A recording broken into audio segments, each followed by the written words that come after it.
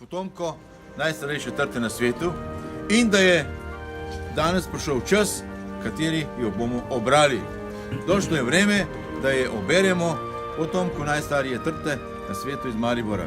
I čast nam je da smo danas prisutni i da ćemo prvi rez svečano da Pero odreže i da stavi u korbu i onda da idemo naprej sa nje.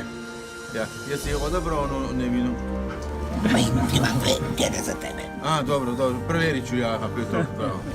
Bele pčele, najstarije loze na svetu, mariborske, šarmetne črnine, zvanično. Inače, kažu, mariborska stara trta, koja je to 450 godina rađa i pravi se vino svake godine. Ako Bog da, mi ćemo ovdje Petroninu kod mene tu tradiciju nastaviti.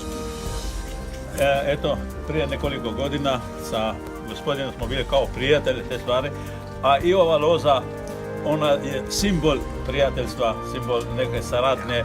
Možda danas, ne sutra, može biti drugačije, ali kako god.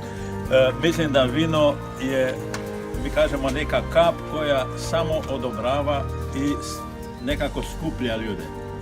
Ali vino je Bog dao da skuplja ljude, a ne da razdvaja.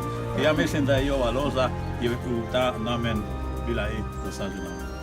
Tako da možemo slobodno, a sljedeće godine ćemo probati i vino od toga.